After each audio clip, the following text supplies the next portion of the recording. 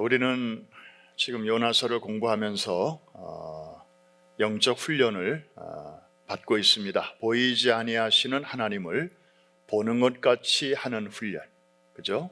코로나 바이러스가 눈에 보이지 않지만 우리가 늘 걔네들을 의식하고 지금 하루 24시간을 살아가고 있듯이 보이지 아니하시는 하나님을, 예수님을, 성령님을 보는 것 같이 하는 이 훈련, 우리에게 꼭 필요하죠. 그 위에 저는 오늘 한 가지 훈련을 지금 더 받고 있습니다. 지금 성전에 여러분들의 모습이 보이지 않지만 제 마음의 눈으로 여러분들을 지금 다 이렇게 보는 훈련을 지금 하고 있습니다. 여러분들은 가정에서 영상으로 다 보고 계시지만 오늘 맑은 날씨를 주시고 또 이렇게 예배할 수 있는 신앙의 자유, 예배의 자유를 우리에게 허락하신 하나님께 우리 감사하면서 다시 한번 두 손을 한번 들어서 우리 한번 서로 인사 나누겠습니다. 여러분 사랑합니다. 축복합니다. 반갑습니다. 오늘도 예배의 실황을 여러분의 가정으로 잘 전달하기 위해서 앞에서 뒤에서 또 옆에서 여러 모양으로 수고하시는 우리 예배위원들의 수고에 감사를 드리고 또 오늘도 은혜로운 찬양으로 영광 돌리신 우리 중창단 감사드립니다. 세 분이 하셨는데 마치 30명이 부르는 것 같았어요. 감동이었습니다. 고맙습니다. 한국 프로야구 감독 중에 한화의 김인식 감독을 모르는 분이 없을 것입니다. 저분의 인상을 보면 혹시 우리 교회 어느 분 좀 비슷하지 않습니까? 맞습니다. 우리 교회 김규식 집사님의 친동생이죠. 특별히 2006년 한국 야구 대표팀 감독을 맡아서 그 당시 아무도 기대하지 않았던 세계 4강의 신화를 이룩한 명장으로 유명합니다. 평범한 선수들을 데리고 어떻게 그렇게 비범한 결과를 만들어낼 수 있을까? 그의 리더십의 비결은 과연 무엇일까? 사람들은 그의 리더십을 한마디로 믿음의 리더십이라고 표현합니다. 이분은 좀 부진한 선수를 직접적으로 나무라지 않습니다. 대신 슬쩍 그 선수 곁을 지나가면서 귀신이 던지는 게 아니고 사람이 던지는 건데 왜 못 쳐? 다음 타석에서 한번 잘 해봐. 그러면서 어깨를 두드려 줄 뿐입니다. 거기에는 이런 메시지가 담겨져 있죠. 내가 너를 여전히 믿고 있어. 아까 삼진아웃 당했다고 너 대신 다른 대타를 쓰지 않을 거야. 다음번에도 너를 쓸 거야. 그러니까 마음 푹 놓고 경기에 임해. 이런 메시지가 거기에 들어있는 거죠.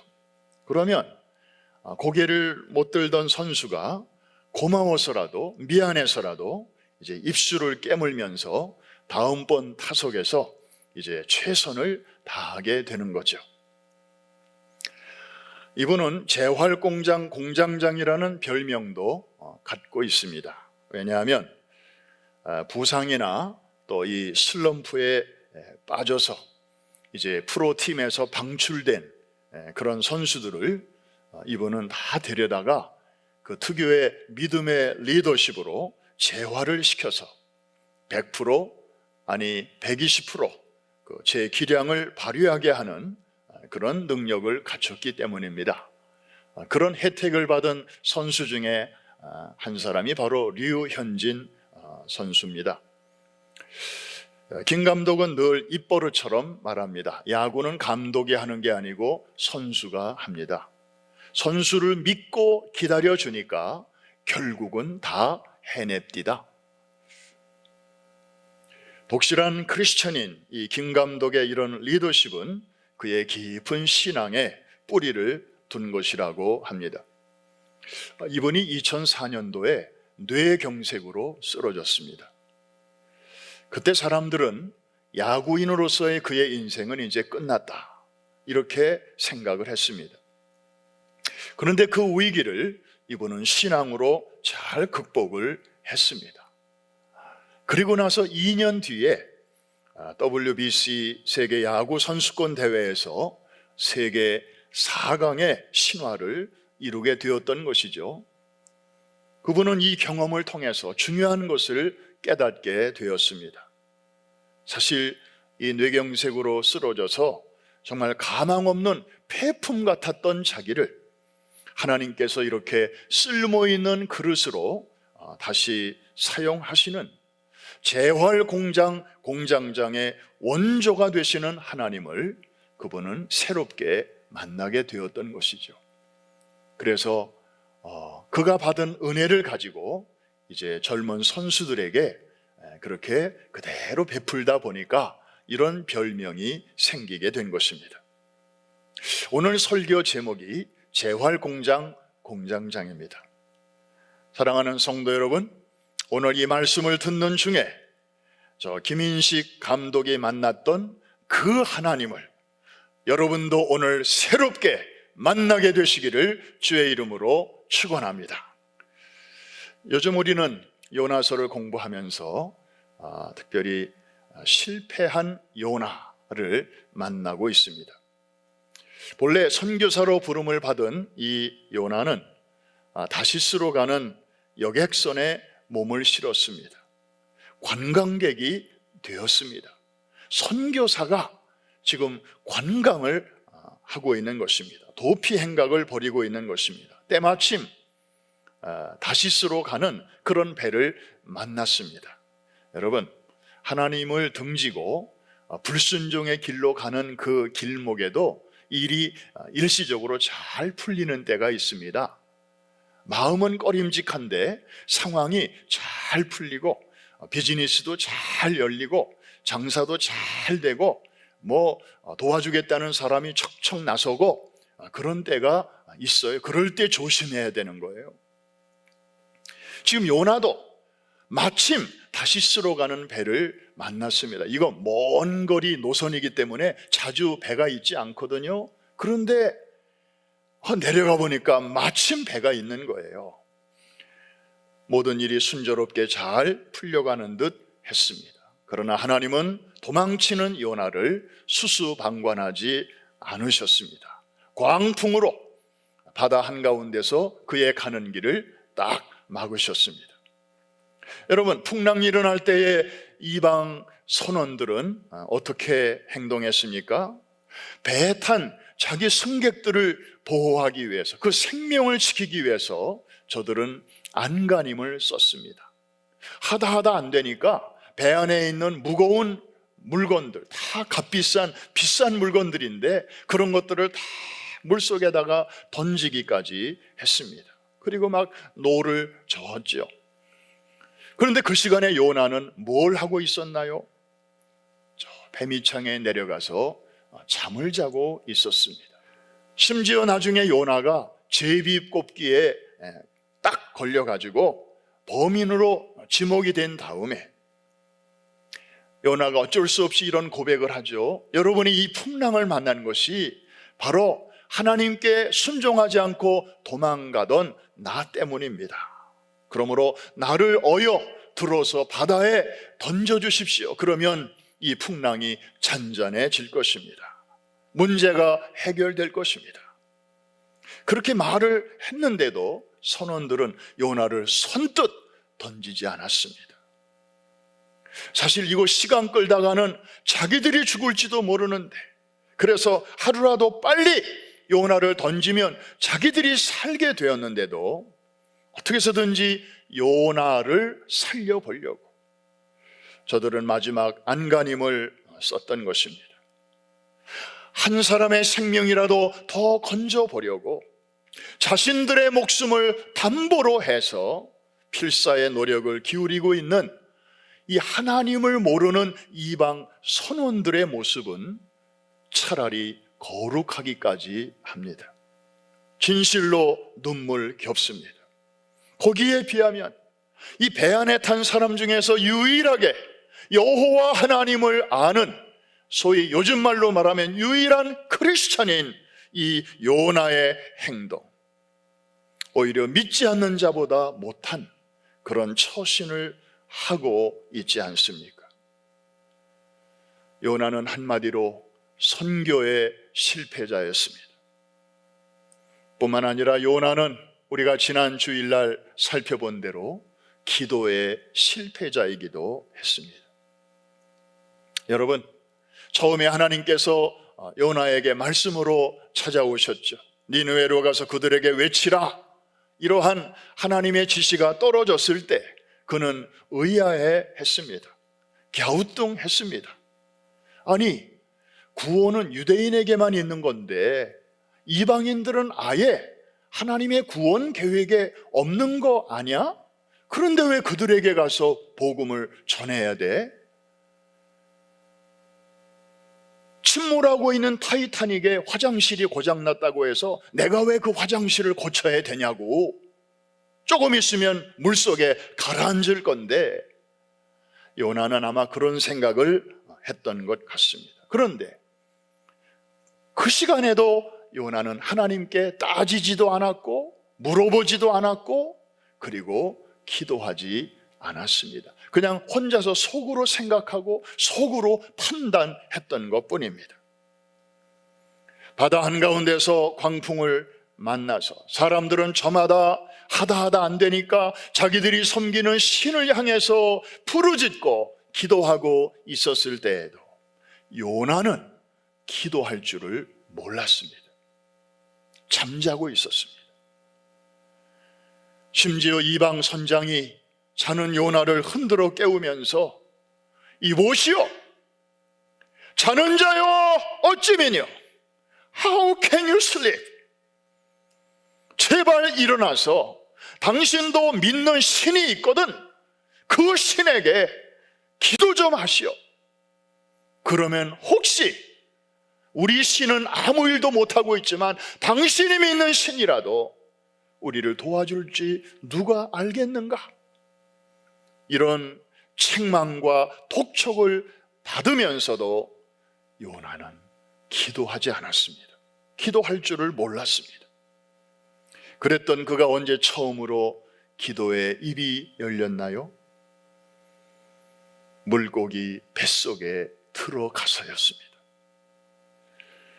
그때 그가 한 기도는 자발적으로 한 기도가 아니었습니다.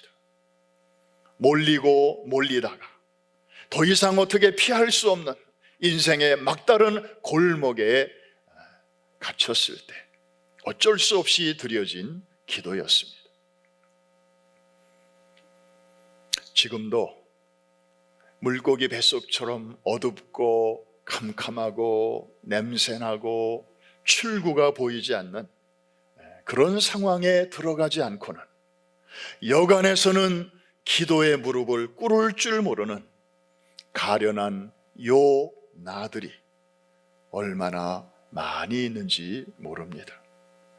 평소에는 기도 생활 안 하는 건 아니에요. 그러나 아주 최소한으로 겨우 명맥만 간신히 유지하다가 무슨 일이 생기면, 무슨 일이 터지면 그제서야 기도에 무릎을 꿇는 그런 사람들, 바로 그런 사람들이 21세기의 요나입니다. 여러분, 저를 따라서 한번 해주시기 바랍니다. 제가 바로 요나입니다. 그래요. 딴 사람 얘기가 아니에요.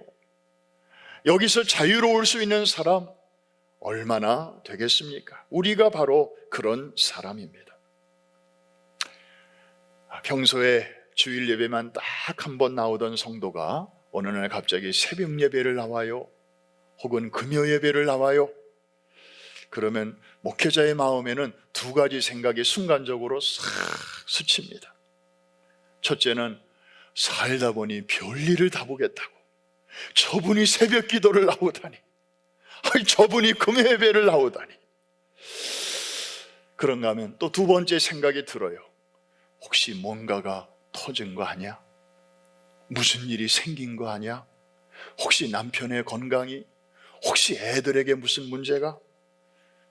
긴장이 됩니다.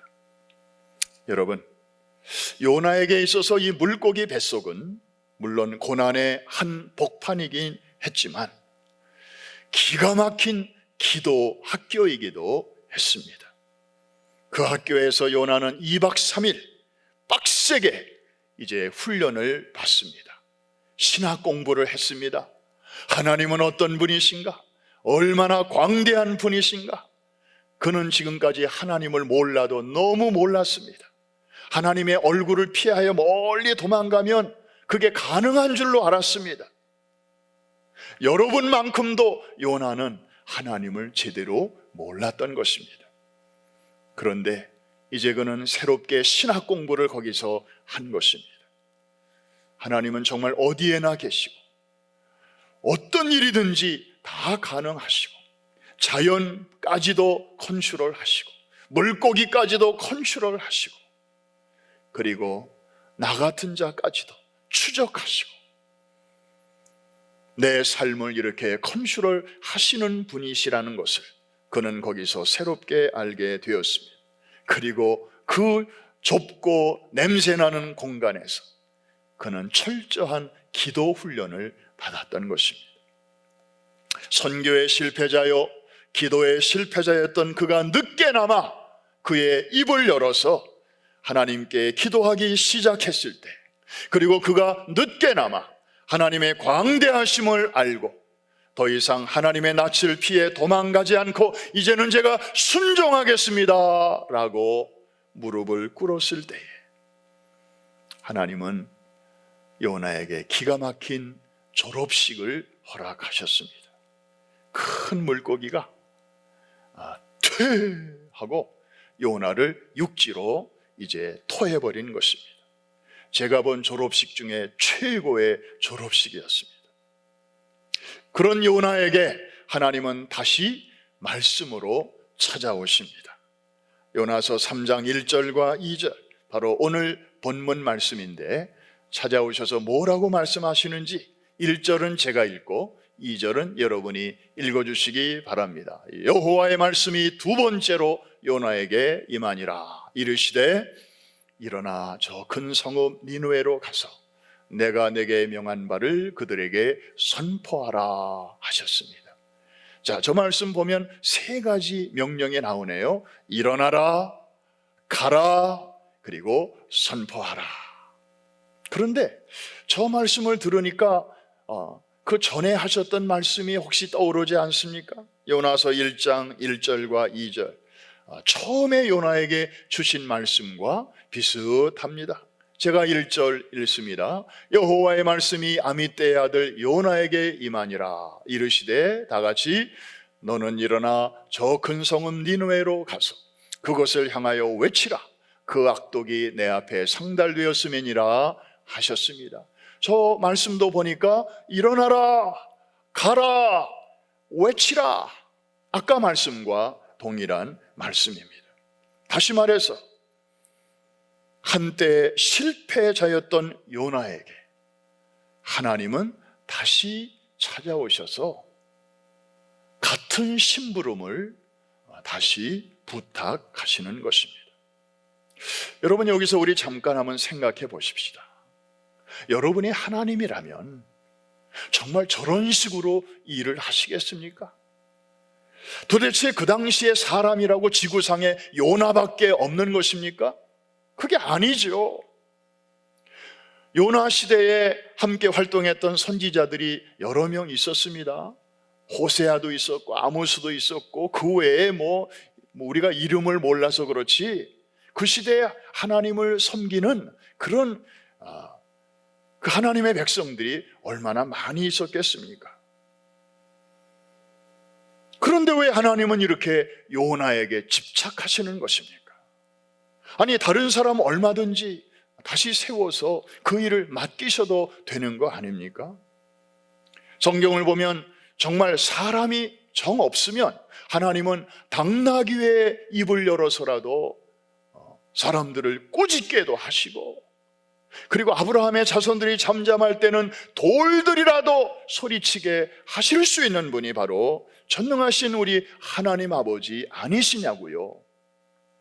그런데도 왜 그 하나님이 요나에게 그렇게 하기 싫다고 도망가고 하나님의 낯을 피하고 그렇게 불순종하는 요나에게 왜 하나님이 이렇게 매달리시는 것이냐?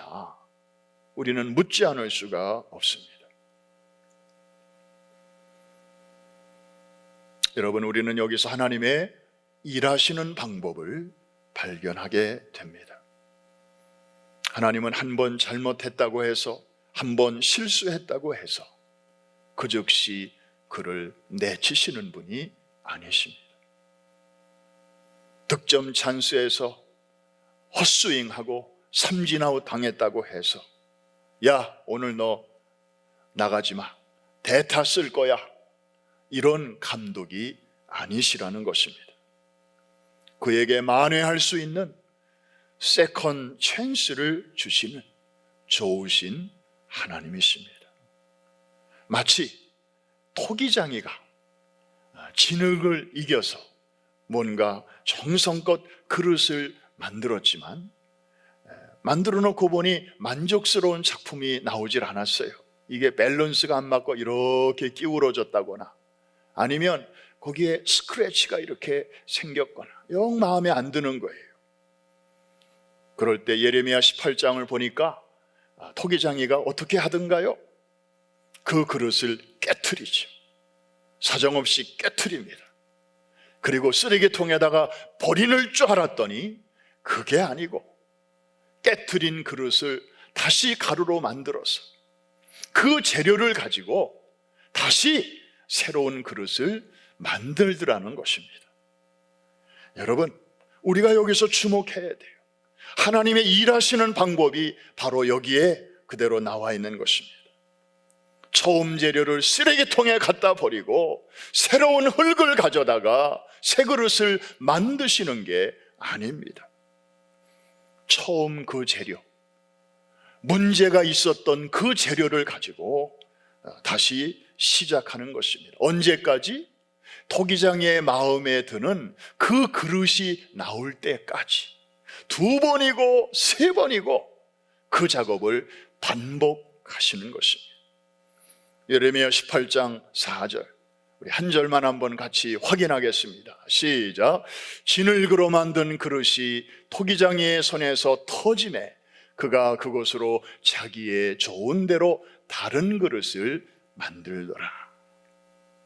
자, 토기장이의 손에서 터지매, 저것은 영어 성경을 보니까 mar라는 단어를 쓰고 있는데 개역 성경에는 파상함에 이렇게 되어 있습니다. 좀 더 쉬운 말로 말하면 흠집이 생김에, 그런 뜻이에요. 곱게 반질반질하게 잘 만들어져야 되는데 작업 중에 뭐가 하여튼 들어가가지고 이물질이 들어가가지고 거기에 흠집이 생긴 거예요. 마음에 안 들어요. 그럴 때 토기장이가 어떻게 한다고요? 그가 그것으로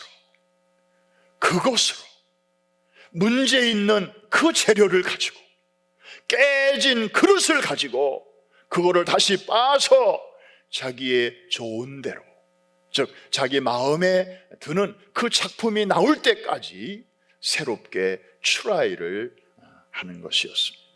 그러면서 6절에 보면 토기장이를 하나님으로 그렇게 표현하면서 하나님의 말씀이, 하나님이 하시고자 하시는 말씀이 저기 나옵니다. 앞부분은 제가 읽겠습니다. 여호와의 말씀이니라.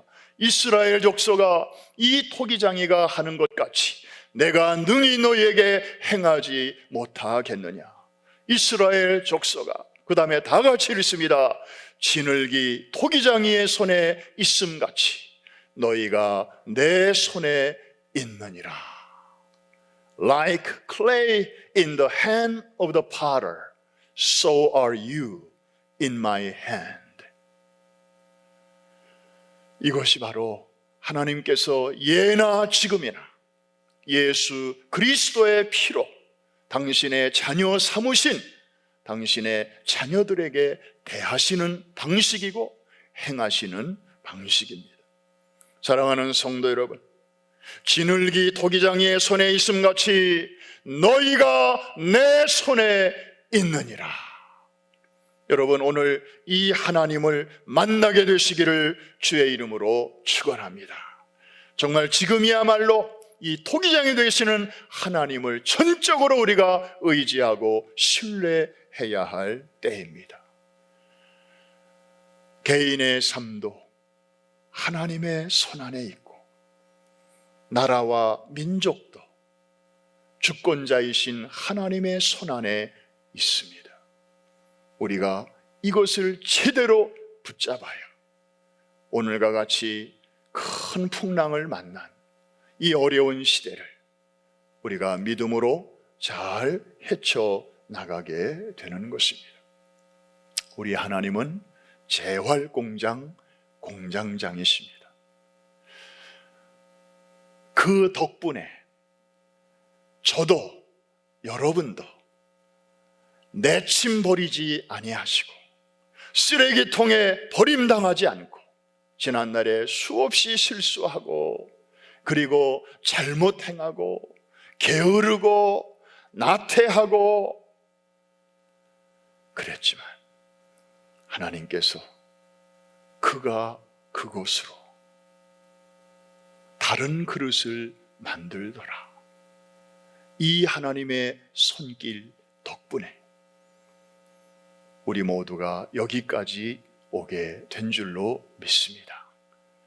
우리를 여기까지 이끄신 그 하나님이 앞으로도 우리를 통하여 하나님의 마음에 드는 그 걸작품을 완성하시는 그날까지 너희 속에 착한 일을 시작하신 이가 그리스도 예수의 날까지 이루실 줄을 내가 믿노라. 여러분 통해서 반드시 멋진 작품을 이루실 줄로 믿습니다. 이 코로나 기간 통해서도 하나님은 여전히 지금 여러분의 삶 속에서 여러분의 가정 안에서 일하고 계십니다. 비록 우리가 외형적으로는 선교를 쉬고 있지만 잠시 숨고르기를 하고 있지만 하나님은 지금도 우리 안에서 여전히 일하고 계십니다. 미국이 지금 굉장한 혼란 속에 있습니다. 그러나 여러분 너무 낙심하지는 마십시오. 너무 불안해하지도 마십시오. 이 나라 대통령이 아직 결정되지 않은 그런 지난 며칠 동안에 우리는 생각했습니다. 야, 이 나라의 진정한 지도자는 누구인가? 왜 하나님이 이 나라에 이런 어중간한 어정쩡한 상황을 허락하시는 것일까? 아니, 투표일은 지났는데 아직도 누가 대통령인지 결정되지 않는 이런 아주 이상한 상황을 보면서 도대체 하나님이 우리에게 뭘 말씀하시는 것인가? 미국에 사는 사람들에게 하나님은 이렇게 말씀하시는 것 같았습니다. 이 땅을 진정으로 통치하는 자는 암흑의 대통령이 아니라 바로 나이니라. 토기장이 되시는 하나님께서 이 나라도 당신의 손안에 붙들고 계시는 줄로 믿습니다. 이 하나님을 단단히 붙들고 코로나도 잘 이기시고 또 어수선한 혼란한 때도 잘 이겨나가시는 우리 프라미스 성도들 다 되시기를 주의 이름으로 축원합니다. 기도하겠습니다.